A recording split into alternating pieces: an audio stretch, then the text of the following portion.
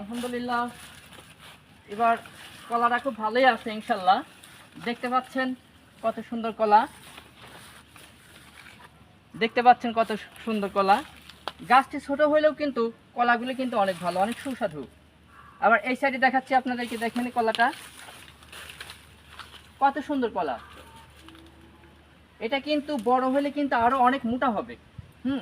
অনেক মোটা হবে কলা। দেখুন এগুলো ছোট ছোট দেখতে পাচ্ছেন না, এগুলোও কিন্তু এই রকম হয়ে যাবে, অনেক বড় হয়ে যাবে কলা। আর পুরাটা বাগানটা দেখেন, দেখেন কলার বাগানটা দেখলে বুঝতে পারবেন কত সুন্দর কলা। এইটাতে কলা আসে নাই, তো এইটাতে শুধু এটা আমরা বলে থাকি, এটাতে থোর বলে থাকি, এক একজনে এক এক ধরনের বলে। এটা দেখছেন এটা কত বড় হয়েছে, এটা কিন্তু অনেক বড় হয়েছে। এটার থেকে কিন্তু এই দেখেন দেখাচ্ছি ভিতরে এই যে কলার কি বের হচ্ছে, এই যে দেখতে পাচ্ছেন কত সুন্দর।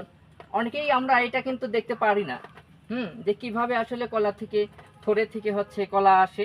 এটাই কিন্তু সেই থোর বলে এটা। আর এটার ভিতর থেকে কিন্তু আস্তে আস্তে এইভাবে কলার ছড়ি বের হয়।